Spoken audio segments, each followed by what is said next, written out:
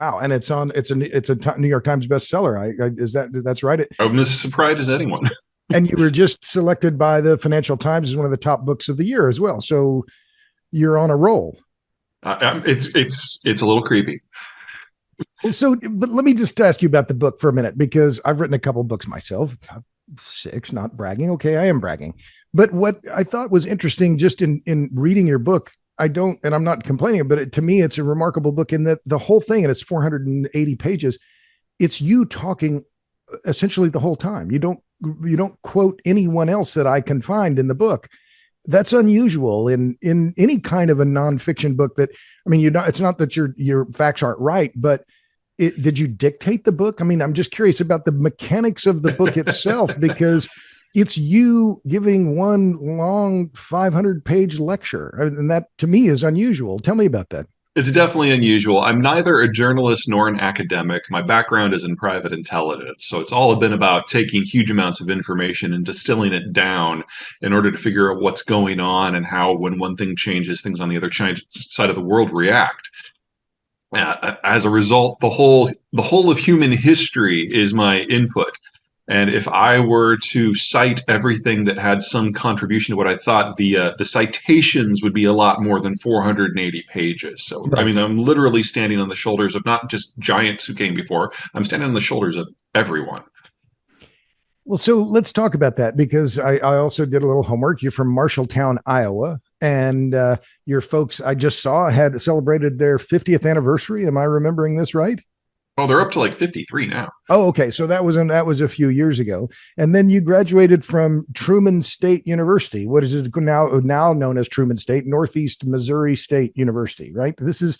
I'm not going to dwell on this too long, but that's in a lot of people in your business, in a lot of the geopolitical people, they're Ivy League types, East Coast types. You're not part of that. I mean, how did Hate Washington so much. I lived there for 10 months. It was about 9.5 months too much. Uh, but you know Nothing what I'm against the but you know what people. I'm but you know what I'm talking about. I That totally you're get it. Yeah, no, I mean, most people who deal with international affairs in the United States, like myself, started out in DC, and most of them stay there because it's all about influencing the government or being part of the State Department or whatever else. I never went that route. As a rule, if you're in Washington, you have to be there for 20, 30, 40 years before you kind of get your first piece of the pie, so to speak. And then you're responsible for a very, very narrow sliver. The only way to get to the position where you can actually have influence over a lot of things is to become Secretary of State. And that requires you to be part of a political campaign. And I knew in my 20s that was never going to happen. So I went into the private sector and fell in with a company that did geopolitical analysis. And I was really the only generalist they had ever hired. Everyone else was an area specialist. And so I did time in all of the regions. And as a result, most of the clients liked me because most analysts are kind of jerks. They try to make everything about what they know. And as a generalist, I was willing to interface with the clients and learn from them as well as the other way around. And so when I left, I had kind of built this map of how everything fits together, and I just took the map with me. and that firm was here in Austin, Stratfor, if I'm remembering Yes. correctly. Right. Okay. Well, so enough about you. Let's talk about China because it seems to me, and you warn about China in the book. You talk about China and demographics, but in the last few days, the situation there seems to have become even more inflamed. How do you have a recent YouTube video in which you talk about this, and you're producing YouTube videos all the time as well. What's your take on what happens now? Because it sure looks like they're rolling back some of the COVID rules. Is China unraveling in real time here in front of our eyes? What do you see? When you're dealing with a cult of personality system like China, you got to be a little cautious at making bold forecasts because we just don't have all the information we need to know one way or the other. But that said, there seem to be two things at play. When you have a system that is as tightly controlled as the Chinese system has been historically and is now, things go one of two directions. Number one, cult of personality means that the buck starts and stops with one dude. And it doesn't matter how smart he is, he's never going to be good enough to manage anything. And certainly not everything, because he can only work through people who are sycophants. Everyone else who is intelligent has been purged from the system a long time ago. And in that sort of environment, once people start to challenge the government in any form, it rapidly spreads to challenging the government and everything. And so since last Thursday, when the fire in Urumqi happened and these protests started, we have already seen the protests expand dramatically to not just be about COVID, but to be about democracy versus dictatorship. And we're seeing Winnie the Pooh holding up blank sheets of paper, which is kind of representation of, or you don't really know what you're doing anymore. It's become personal in a week. And if that is allowed to continue, it will spin the entire system apart. And Chinese history is replete with examples of how everything collapses in a matter of weeks and months. This could be one of those. Option two, Xi, one-man show, cult of personality, locks everything down in order to get it all back under political control, in which case any sort of economic dynamism dies very quickly. So neither of these scenarios are good for China as a country or good for China as an economic entity. And don't forget that COVID's in play here. The current strain of COVID is more communicable than the measles and 5 times as fatal. And we just had several hundred super spreader events. And their vaccines don't work. They don't work at all. So if they don't go into an immediate nationwide series of lockdowns, we are talking literally about hundreds of thousands to millions of deaths a month, concentrating what the United States did in 3 years into a very short period of time, because we were exposed in stages, and half of our exposure happened after the vaccines came out. That's not what's going on here. Well, so damn. So either way, what you're predicting, what I'm hearing you say, is that China is facing a precipitous fall either way they go, and that is going to have ramifications across the global economy because it's so important in terms of supply chains, demand for oil. I mean, could this result then in a global recession or global crash, and particularly in commodity prices because of China's role as a massive consumer of everything from crude to tin and aluminum? Well, I mean, to set China aside for just a second, Yeah. so many things are going wrong all at the same time. As soon as we got to the end of the Obama years and it was clear that the Americans were done maintaining globalization, first Trump, now Biden, we've always known we were going to get here. And on the China relationship, we've always known we were going to get here, whether it was because of ethics or genocide or jobs or trade security or intellectual property theft or fascism or race, whatever method you want to use to evaluate. We've always known that the bilateral relationship was going to collapse, whether it was going to be because of something on our side, something on their side, something in between. We always known it was going away. And we've always known that China was going to go away. Their demographics are the most terminal on the planet and in history. The birth rate in Shanghai and Beijing are the lowest ever recorded, and they just got revised down another 20% in the last 2 months. We now have a birth rate in China that in the last 6 years has dropped by 70%. And the Chinese are now admitting that they overcounted their population by over 100 million people, and all the missing millions are under age 40. So this was already a country in full demographic collapse that was going to cease to exist this decade. Everything that's happening now with Xi and COVID is just on top of that. Well, let me ask you specifically about this recent event, because I've watched it many times, and to me, and I've talked about it with some other people, but it was at the Communist Party Congress, and they escorted Hu Jintao out of the building, right?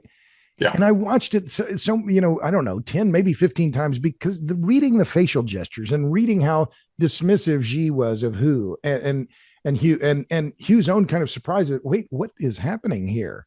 And it was a purge in real time on television, right? How significant was that? Because I thought there's a movie script just to be written just in that 2 minutes of video. I thought I was just riveted by it. How did you see that?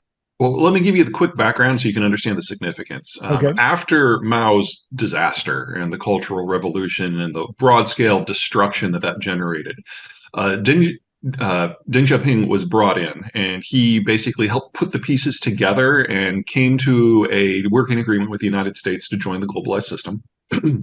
And as he was in his final years as ruler, he selected 2 relatively middle-of-the-road bureaucrats who were technocrats from different factions to succeed him. First, it was Deng Xiaoping. No, wait. Sorry, it's been a while. Jiang Zemin. Wow, sorry, I just got done talking to a different audience, so I've got different facts in my head. Uh, Jiang Zemin, and then Hu Jintao. And so they both ruled for 10 years. Jiang is from Shanghai, Hu is from the Beijing area, different factions, different geographies. The whole idea was to get a balance. But back when he did this, Deng knew that he couldn't look forward enough to figure out who was going to be there for the next 10 years. So he left it those two factions that he did choose to select who the compromise candidate would be for number 5. And that ended up being Xi. So when Xi comes in, he recognizes that he's a compromise candidate, and he feels the need to break both factions as well as all the others to make sure that no one can challenge him. So he called it an anti-corruption campaign effort that dominated his first 5-year term, in which he got rid of everybody he saw as problematic.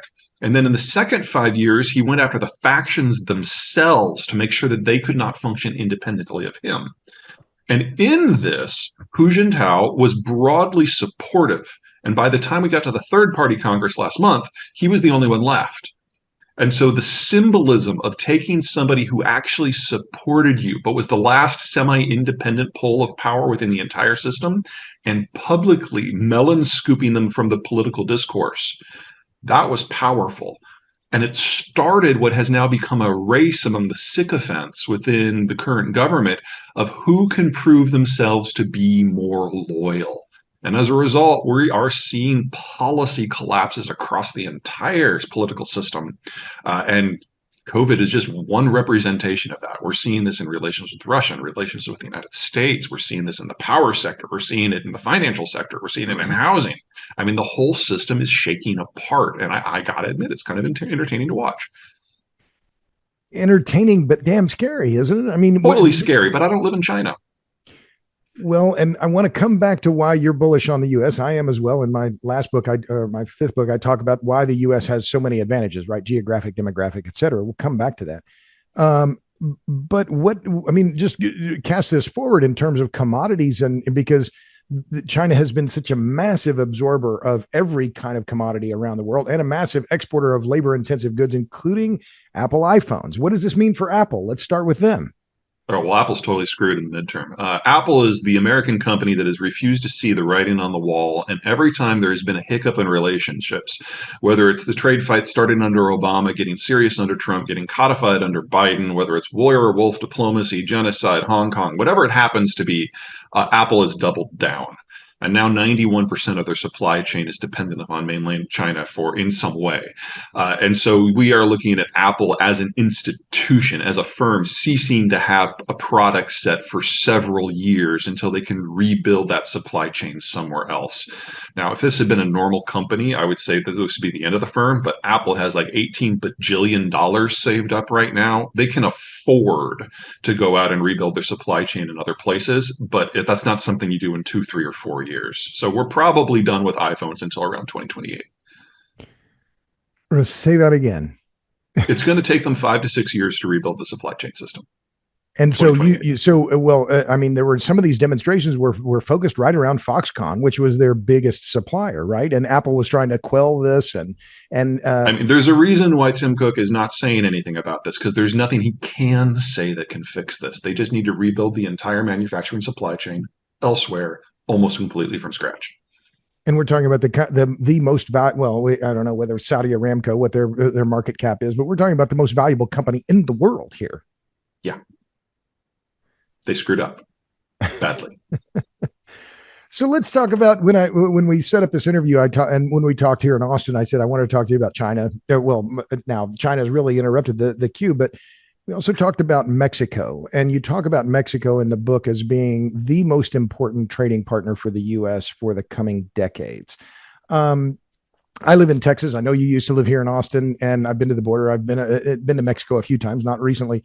And we talked, in fact, when you were here in Austin, about Mexico as a failed state. And in some ways it is a failed state, but you also point out that it also has many advantages, including demographics and obviously proximity to the U.S. NAFTA. Talk about Mexico, or reprise, if you don't mind, what you talked about in the book, but also how you see Mexico now, as its importance with the collapsing of China only then grown greater then since the book came out. How do you talk about Absolutely. Mexico? I mean, let's start with the big shocking thing. In terms of value add, if you compare the value of things that Mexico starts working with to what they actually finish in their exports, they're the highest value add economy in the world. They've got a workforce that is larger and better skilled and with a better industrial plant than the entirety of Central Europe already. Now, there are a lot of things about Donald Trump I am not a fan of, but NAFTA 2, negotiated in the way that it was, implemented in the way that it was a stroke of genius. It was very, very well done. And in most economic sectors, Mexico is already one of our top three trading partners. And overall, they officially passed China this past year to become our number one trading partner. And that's a position they are unlikely to give up in our lifetimes. In terms of manufacturing, because that's where it gets really sexy, we have offshored our industry a lot because of globalization. And the Chinese have taken full advantage of that by design, because we brought the Chinese into the anti-Soviet coalition during the Cold War. And having the Chinese subsidize, basically pay us to buy their stuff, that was a great deal if you were involved in anything except for American manufacturing. Well, now with the Chinese system breaking down and the Mexican system really hitting its stride, a lot of this stuff was already coming back. Mexican workers are very high value add. American workers are very high value add. And with energy and commodity prices all over the place for the last decade, incrementally, we have already been going through the fastest industrialization process in American history. Part of that's the shale revolution. But now that China is experiencing tectonic problems, we should expect the pace of this to accelerate considerably, because we are now in a position where we are likely to lose manufactured goods out of Germany and China at the same time at scale. And so Americans have a very simple choice to make. We can have high inflation and not have goods, or we can build our own industrial plant with the Mexicans and have the fastest economic growth in our history. I mean, this is not a hard decision to make. Well, you made that point when you were here in Austin as well, talking about the fact that the German industry is decamping for the U.S. and BASF is one of those companies, right? The biggest chemical maker in Europe, one of the biggest in the world. Well, and BASF is not just important because it's huge. It's important because it produces the base material that allows all other German manufacturing to happen. Without the Russian natural gas coming in any longer, BASF knows that its economic viability within Germany is already over, and so they're relocating everything they can to primarily Louisiana, because that's where the natural gas is. But Right. that won't save the rest of Germany. They announced just in the last 4 or 5 months, two expansions of their facility in Geismar, Louisiana, which was one of those, right? And then Volkswagen just in the last few days saying, "Oh yeah, we're not going to build batteries here. Forget it. We're out. We're going to go build these batteries somewhere else." And it was the CEO of the Volkswagen brand said it's not just batteries; it's any energy intensive material. So that but just to repeat, you're saying the deindustrialization of China and or Germany together then only accelerates